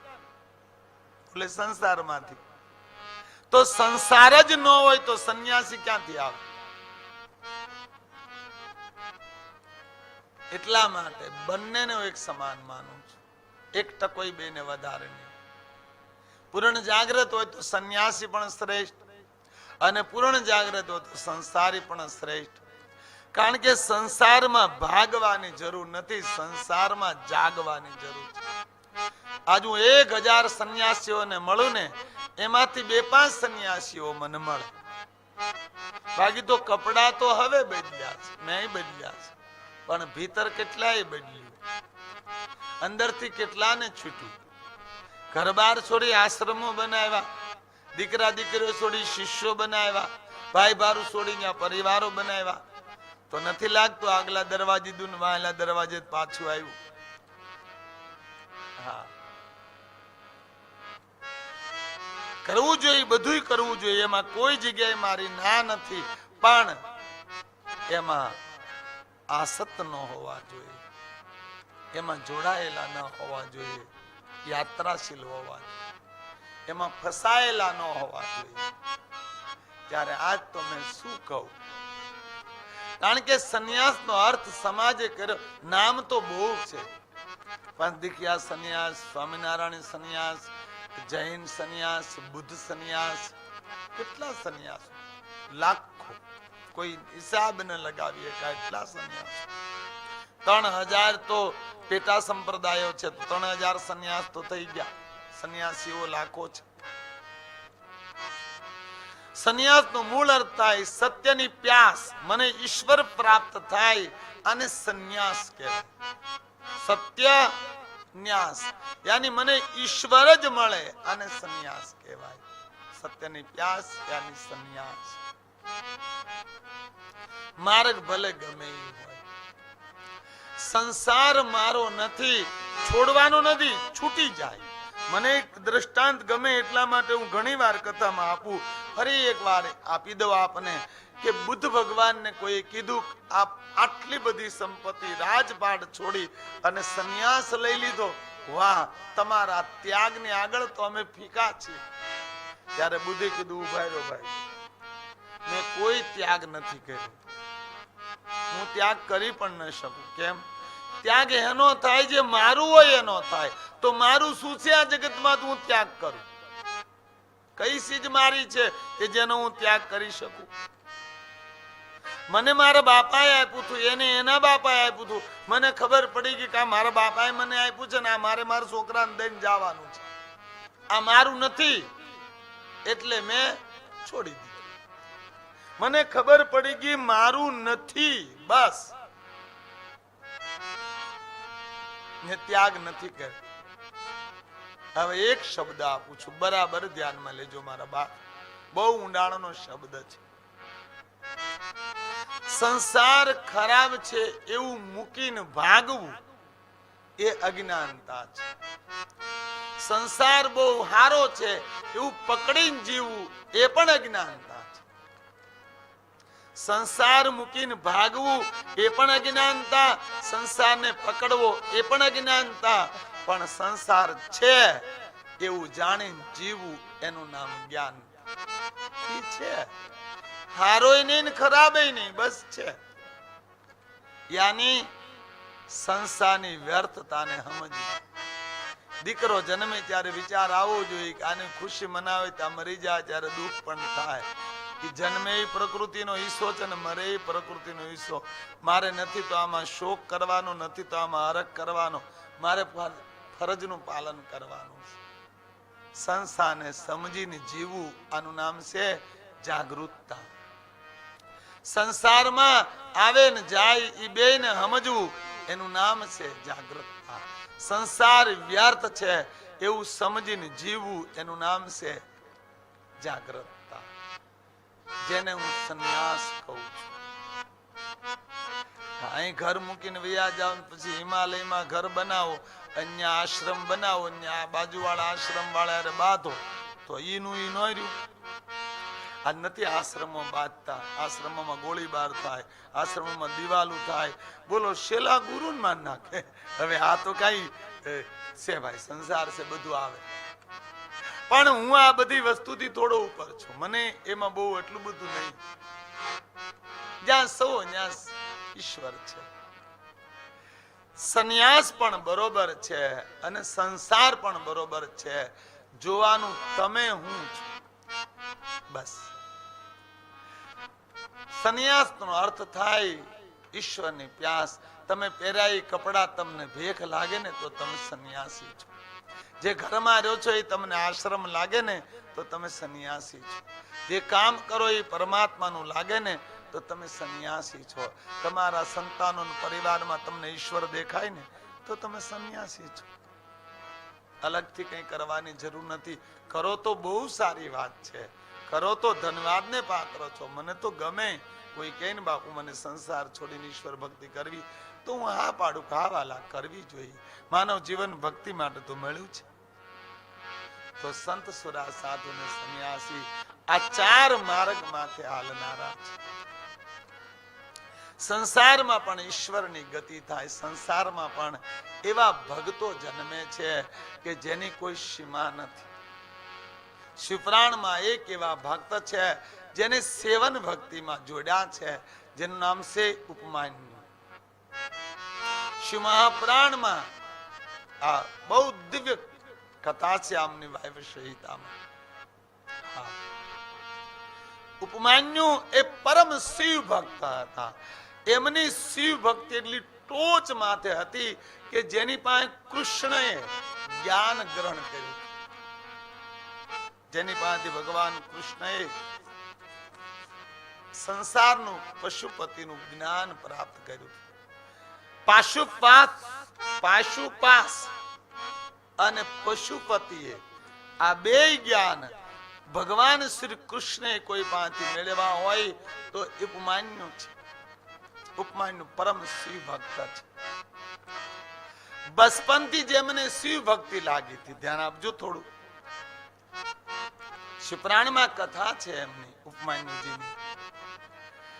વ્યાધપાદના આ પુત્ર હતા જેમના પિતા નહોતા અને માતાની સાથે એ મામાને ઘરે રહેતા.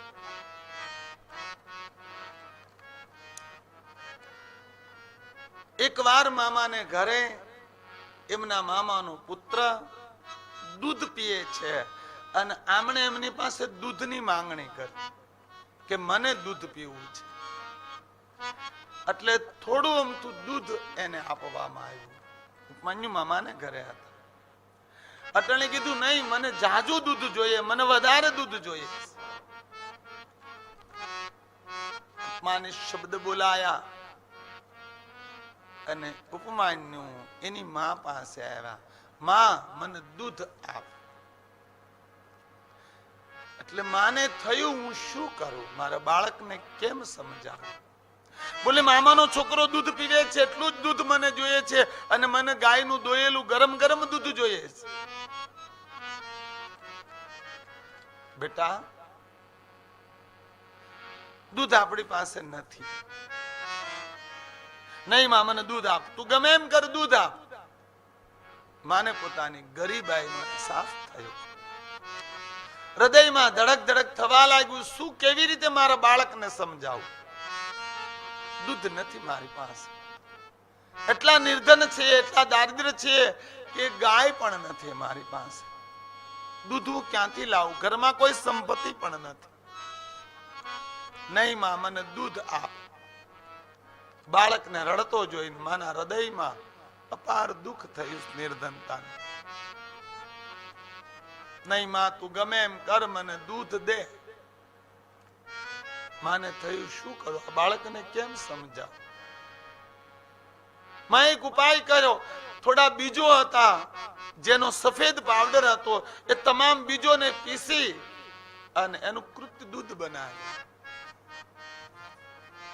એમાં પાણી ભેળવીને એ સફેદ ઘેંનું લોટ જેમ સફેદ હોય અને પાણીનું દૂધ બનાવી એ બિયાનો રસ કાઢીને આપ્યો. લે બેટા દૂધ સરસ મજાનું ગરમ ગરમ.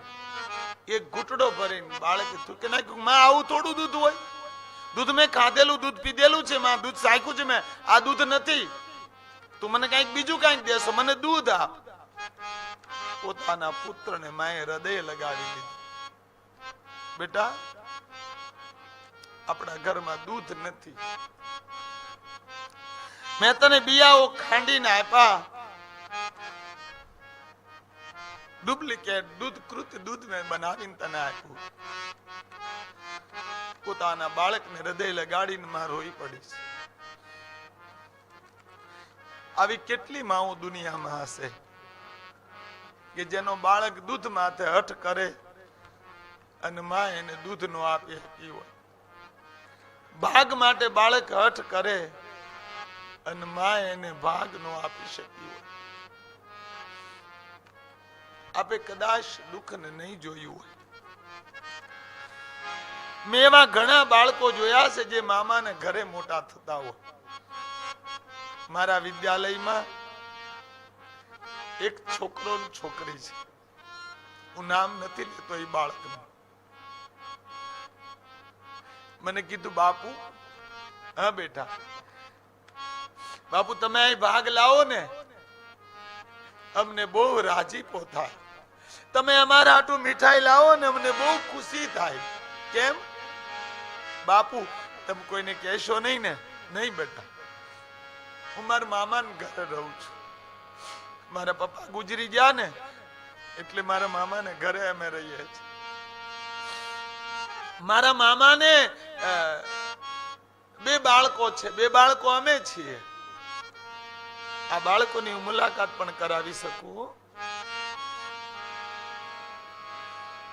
મારી મામી ભાગ લાવે ને એના છોકરાને ઘરમાં બેહાડીને દે, અમને ચાખવાય ન દે. એમાં બાપુ મારા મામી નું કઈ વાંક નથી. ભાગ થોડો હોય એને થાય, અમને નો થાય એટલે અમને નો દે. આ ઉપમાન્યુને ઘરે, મામાને ઘરે આ ઘટના ઘટી છે. જેટલા મામાઓને ઘરે છોકરા રહેતા હોય ને એ મામાઓને મામીઓને મારી વિનંતી છે કે તમારું બાળક થોડું ઓછું ખાય તો ભલે, પણ આવું કોઈ બાળકના હૃદયનું દુઃખ ન થાય એનું ધ્યાન રાખજો. તમારા ઘરે ભાણીઓ ભાણકી રહેતા હોય ને તો એને તમારા સંતાનો કરતા વધારે પ્રેમ આપજો. કોઈને બીજાને ઘરે રહેવું ગમતું નથી વાલા, પણ ક્યારેક ક્યારેક જીવન એવું હોય છે કે જેમાં આવી બધી ઘટનાઓ ઘટતી હોય છે. મેં બહુ જ દુઃખી માઉં જોઈશ કે પતિનો સાયો ન હોય, માં સંતાનને મોટી કરતી. હું મારી ખુદની વાત કરું છું. અમે નાના હતા, કોઈ ભાગ માગીએ ને મા પાસે, ત્યારે મારી માં એમ કે બેટા સાંજે તારા બાપુ આવશે ને ત્યારે લાવશે. એક સત્ય ઘટના કહું છું. કચ્છની ભૂમિનું એક ગામ છે, ગોધરા, કોઈનું નામ નથી લેતું. પિતાનું અવસાન થયું છે. 3 બાળકો છે. 3 બાળકો નાના નાના છે. એક દીકરી 3 સાડા 3 વર્ષની ઉંમર છે, જેને મીઠું ખાવાનું મન થાય, બાળકોને ભાગ ખાવાનું મન થાય, અને 1 રૂપિયો લઈ અને હલવાઈની દુકાને જાય, મીઠાઈ વાળાની દુકાને જાય અને કે મને 1 રૂપિયાનો મોહનથાળ દે ને ભાઈ, 1 રૂપિયાનો મોહનથાળ આપો ને. એ દુકાન વાળો કે રૂપિયાનો મોહનથાળ ના આવે, જા. આવા કઠોર દુકાનદારો ઉપર મને બહુ દયા આવે. આવું કોઈ બાળક તમારી દુકાને ક્યારે આવે ને તો એને નિરાશ નહીં કરતા. એ દીકરી અપમાન કરી, અપમાન સહન કરી નિરાશ થઈ અને ઘરે વહી ગઈ. પણ એની માઈ બજારમાંથી નીકળી ત્યારે હલવાએ ફરિયાદ કરી એની માને કે તમારી દીકરીને ભાન છે 1 રૂપિયાનો મોહનથાળ લેવા આવે. તો એની માને કહી દીધું અને માના હૃદયમાં દુઃખ થયું. ઘરે આવી પોતાની બાળકને એક થપાટ ચડાવી દીધી કે તને ખબર નથી પડતી, બુદ્ધિ નથી, રૂપિયાનો જાય મોહનથાળ આવે.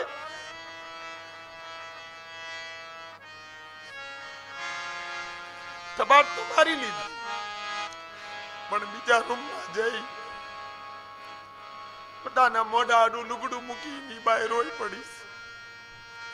એ હું જાણું છું રૂપિયાનો મોહનથાળ ના આવે, પણ મારી દીકરીને કેટલું મીઠું ખાવાની ઈચ્છા થઈ હશે. એ પરમાત્મા, મને એટલી તો શક્તિ તું આપ કે હું મારા સંતાનોને મીઠું મોઢું કરાવી શકું. પોતાની પુત્રને હૃદય લગાવી માં રોઈ પડી છે. બેટા, હું તને મીઠું બનાવી દઈશ.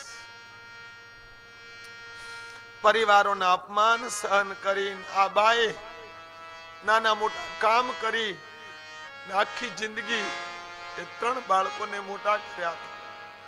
જેને પતિનો સાયો તો નહોતો, પણ એના પરિવારનો પણ એ જરી કઈ સાથ નહોતો. ષડયંત્ર કરીને એની ખાનદાની જમીન પણ એના પરિવારોએ લઈ લીધી. આવી માઉના દુઃખને મેં હૃદયથી અનુભવ્યું છે. આ ઉપમાનની માની જ્યારે વાત મારા હૃદયમાં પ્રગટ થઈ, ત્યારે મને એક આમ ચિત્ર નજરમાં આવે. ઉપમાન્યુને હૃદય લગાવીને માં રોઈ પડીશ. બેટા, મારા ઘરમાં દૂધ નથી. હું નાનો હતો ને ત્યારે મેં બકરીનું દૂધ ખાતા. મને ખબર ન પડતી ગાયનું દૂધ કેવું હોય. મેં મારી માને કીધું કે બા, આપણે ગાય ન લે. બેટા, ગાય 100 રૂપિયાની આવે, એટલું બધું ખર્ચો આપણે કેમ કરી શકીએ? અને એક જયંતિભાઈ નામના કુંડલાના, સાવરકુંડલાના લુવાણા, એને મને ગાય લઈ દીધી હતી. અને હું ખુદ ગાય સારવા જાતો, એ ગાયને સંભાળતો. દુઃખ હું કહેવાય ને એની મને તમને નથી ખબર પડતી મારા બા. ઉપમાન્યુને હૃદય લગાડીને માં ખૂબ રોઈશ. મતક સુમી લીધું. પોતાના પુત્રને હૃદય લગાડીને કીધું, બેટા, આપણા ઘરમાં દૂધ નથી, આપણે દારિદ્ર છીએ, ગરીબાઈ છે આપણા ઘરમાં. કીધું, માં, બાળક બહુ નાનું છે, પણ બાળક સમજદાર છે. એ દીકરીએ જિંદગીમાં પછી કોઈ દી કઈ માંગ્યું નહોતું એની મા પાસે. એનો હું સાક્ષી છું. એમ ઉપમાન્યુ કીધું, માં, સાવધાન થઈ ગયું. આ દારિદ્રતાનું કારણ શું છે? મને જવાબ દે માં.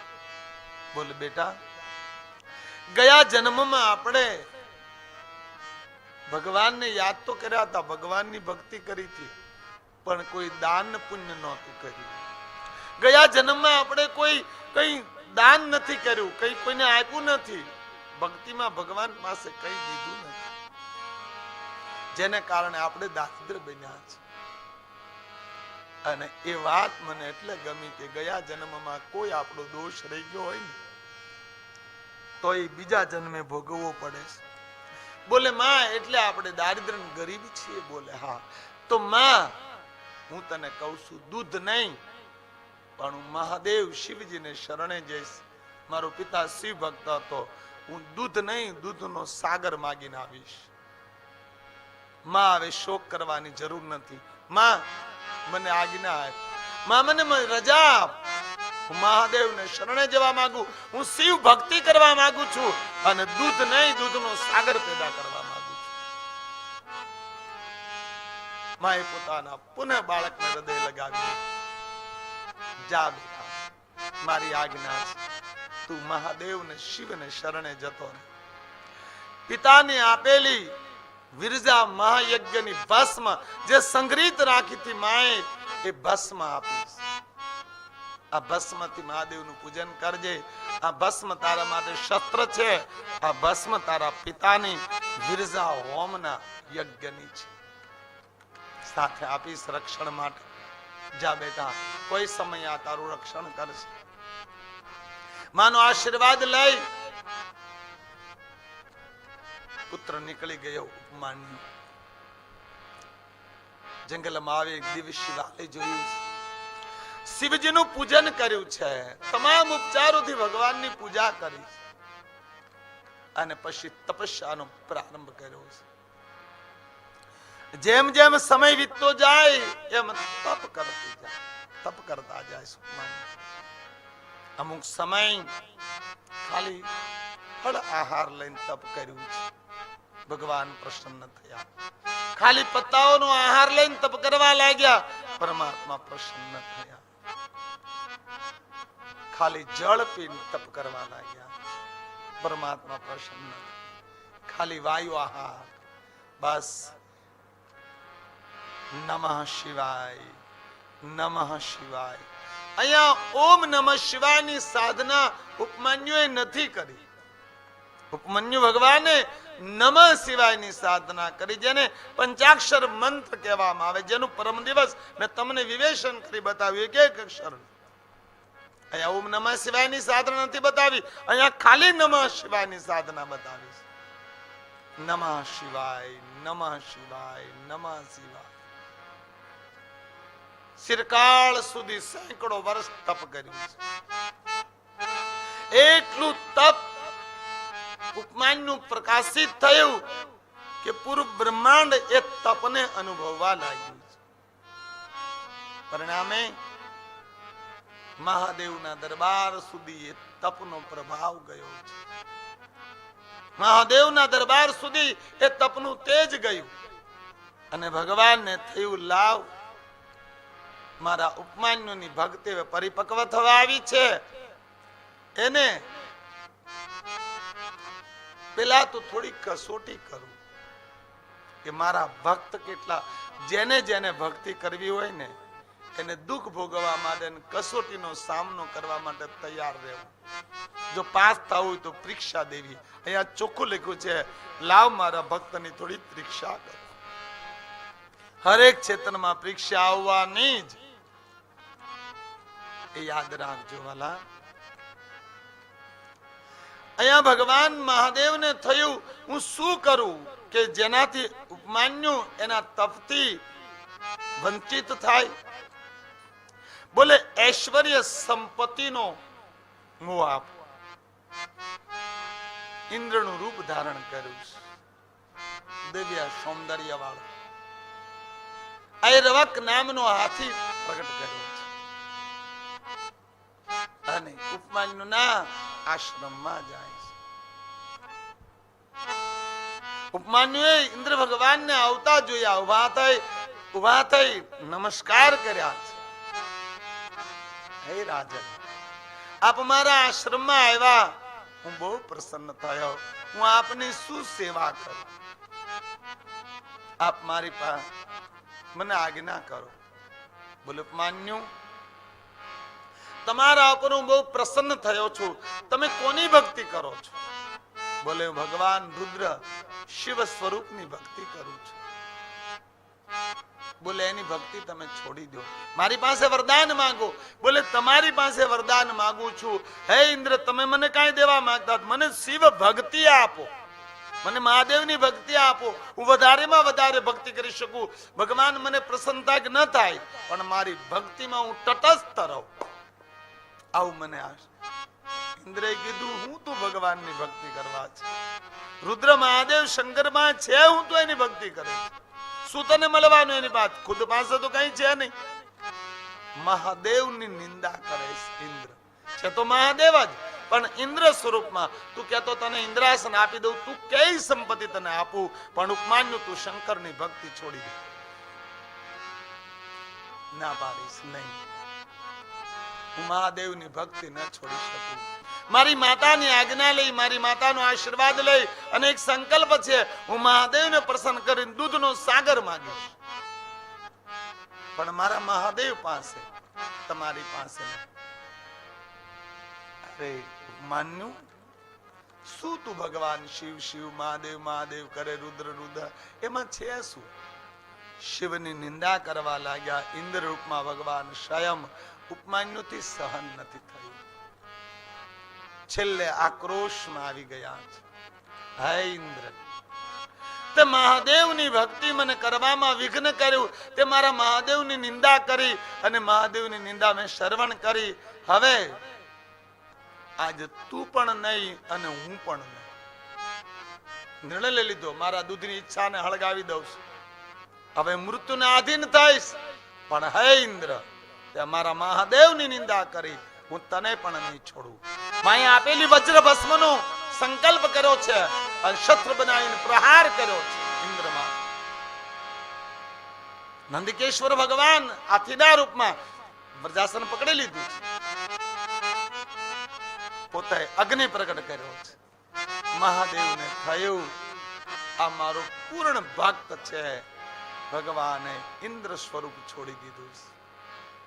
નંદી માથે બેસીને શિવ પાર્વતીના રૂપમાં દર્શન દીધું. ઉપમાન્યુ માગો, હું મહાદેવ છું. ઉપમાન્યુ મારી પાસે વરદાન માગો. આંખ ખોલી દર્શન થયા. ગદગદિત સ્વરે ઉપમાન્યુ ભગવાનની પ્રાર્થના કરવા લાગ્યા. હે મહાદેવ, હે ભક્ત વત્સલ, હે કરુણા નિધાન, આપનું મને દર્શન થયું, હું ધન્ય થઈ ગયો. મારું તમામ દારિદ્ર્ય મટી ગયું.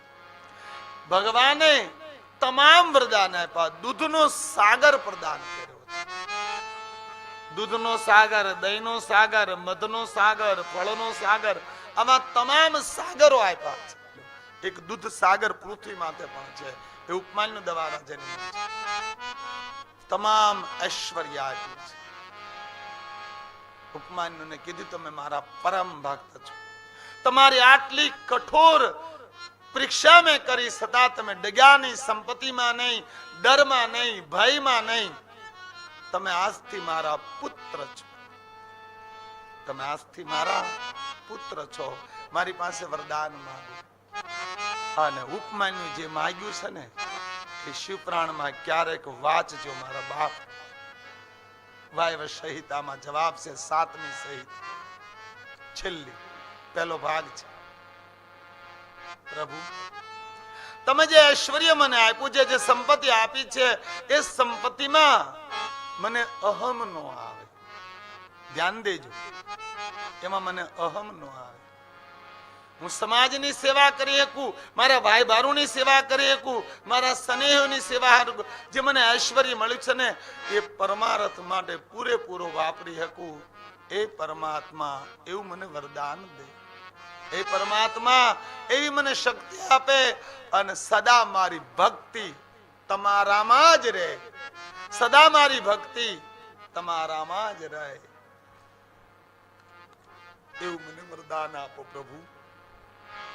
ભગવાને ઐશ્વર્ય આપ્યું ને, પછી ઐશ્વર્યમાં અહમ નો આવે ને, એનું ખાસ ધ્યાન રાખજો. નકર ઐશ્વર્ય તમારા માટે એક શરાબ બનીને ઉભું રહી જાય. ઐશ્વર્ય તમારા માટે એક દુઃખ બનીને ઉભું રહી જાય. ઐશ્વર્ય તમારા માટે આપેલું ઈશ્વરનું ઘમંડ બનીને ઉભું રહી જાય. માગણી કરીશ, તમે જે ઐશ્વર્ય મને આપ્યું છે, ઐશ્વર્ય મારું સમાજનું અહિત ન કરે. ઐશ્વર્ય મારું સમાજનું ખરાબ ન કરે. ઐશ્વર્ય મારું ભાઈ ભારુઓને, કુળને, પરિવારને, બધાને હું આપી અને બધાને આરે સંપત્તિ જીવી શકું, એવું પ્રભુ મને શક્તિને વચન આપ. ભગવાને આશીર્વાદ આપ્યો. જાઓ ઉપમાન્યુ, તમે જીવન પર્યંત પરહિત અને પરમાર્થમાં જીવશો. માં જગદંબાએ કીધું, મહાદેવ તમને પુત્ર સ્વીકારે છે, તો હું પણ તમને મારા પુત્ર તરીકે સ્વીકારું છું. આજથી તમે મારા પુત્ર છો. તમને હું પુત્રનું, જેમ ગણપતિ અને કાર્તિક મારા પુત્ર છે, એમ તમે પણ આજથી મારા પુત્ર છો. અને એ ઉપમાન્યુ, તમે મહાદેવની ભક્તિ કરી, તમે મહાદેવની સાધના કરી, મહાદેવ તમને ધન સંપદા આપી. પણ હું એક એવી ધન સંપદા તમને આપું છું કે જે ધન સંપદા તમે જીવો ત્યાં સુધી તો તમારી સાથે રહે. તમારા ગયા બાદ પણ એ ધન સંપદા જગત માટે જીવિત રહે, એવી ધન સંપદા આપું છું. અને એ ધન સંપદા તમને પરહિત માટે પવિત્ર વાણીનું જ્ઞાન આપું છું. મતલબ આપ પવિત્ર વાણી દ્વારા લોકોની અજ્ઞાનતાને દૂર કરી શકશો. આપ પરવચન કરી શકશો. વાંચજો ક્યારેક શિવપુરાણ. પાર્વતી કીધું, આપ બીજાને જ્ઞાન દેવાની શક્તિ આપું છું. આપ બીજાને પ્રવચન આપી શકશો, આપ બીજાને વક્તવ્ય આપી શકશો, આપ બીજાને જ્ઞાન પીરસી શકશો. મતલબ ઉપમાન્યુ છે ને, એ વક્તાના લાઈનમાં આવે છે. હા, ઉપમાન્યુ ભક્તો તો ઘણા થયા ને. આ નંદિકેશ્વર ભક્ત થયા, એવા તો અનેક ભક્તો થયા. પણ વક્તાનું રૂપ આપ્યું હોય, પવિત્ર પ્રવચન કરવાની વાણી આપી હોય, ભીતરી જ્ઞાન. ઘણાય મને કહે, આ વક્તા થવું હોય તો શું કરવું પડે? ત્યારે મને દયા આવે, મને હસવું આવે કે આ હું કઈ થવાનું આવે? આ કઈ નિશાળમાં ભણવાનું આવે? આ તો ઈશ્વરી બક્ષિસ હોય છે મારા બાપ. આ તો ઈશ્વર દેણ હોય છે કે જેને નાભીમાંથી જ્ઞાન પ્રગટ થાય અને સમાજને પીરસી શકે છે. વક્તા થા હોય તો શું કરવું પડે? અત્યારે તે વક્તાઓની સ્કૂલો શરૂ થઈ. બોલો, આ વક્તાને આમ કરીને આમ કરવાનું, આ પદ આવે તો આમ બોલવાનું, આ શબ્દ આવે તો હાથ આમ કરવાનો, આ શબ્દ આવે તો પછી આમ ઝૂકવાનું, આવું શીખવાડે. બોલો, આપને હાવ ખુલાસાવાર કહી દઉં, ગુજરાતીમાં તમને ખબર છે કે આ બાવો જે કહે એ સત્ય કહે છે. હું કોઈ વેદશાળામાં ભણવા નથી અને હું તો બહુ ઓછું ભણેલો છે. નંબર 2, મેં કોઈ વેદાંતી વેદોના વક્તાઓ પાસેથી ક્યારેય કંઈ માંગ્યું નથી, કંઈ ગ્રહણ નથી કર્યું. હું કોઈ વેદશાળામાં ભણવા નથી ગયો. મારા મા બાપની કૃપાથી જન્મથી મંદિરની પૂજા મળેલી. સમય જતા થોડો ઈશ્વરનો સંદેશ થયો, મારું જીવન પરિવર્તન થયું. મેં મહાદેવના ગ્રંથને સ્વીકારી અને એમાંથી જે મને મારા નિજ સ્વભાવથી મળ્યું, મને અસ્તિત્વથી મળ્યું, મને મહાદેવના સંદેશોથી મળ્યું, એ મેં તમારી સાથે પીરસ્યું. હું કોઈ વક્તાની હારે એક દિવસ રહ્યો નથી. ઘણા કેમ કે ભાઈ વક્તાની હારે મારી હારે ઘણા રે ને ત્યારે કથાઓ કરે. પેલા મારી હારે ગોર બધું કરતા, ત્યારે કથા કરે. પેલા મારી હારે સંગીત વગાડતા, ત્યારે કથા કરે. પેલા તો એક ભાઈ સંગીત વગાડતા, એમાંથી રિક્ષા આંકવા મળ્યા ને હવે તો રામ કથાકાર થઈ ગયા. કથાકાર તો થાય. ઘણા મારી હારે 3 વર્ષ રહે ને એટલે મને ખબર હોય કે કથાકાર આ થાય. એવા મારા જીવનમાંથી કરીબ 3 જણા છે કે મારી હારે રહીને પછી, જો કે હું તો કઈ કથાકાર નથી, પણ એને એવો વ્યાયામ હતો કે બાપુ કથાકાર એટલે એ થઈ ગયા. અને હું વંદન કરું કે એની બહુ રામ કથા, શિવ કથા, ભાગવત હાલે.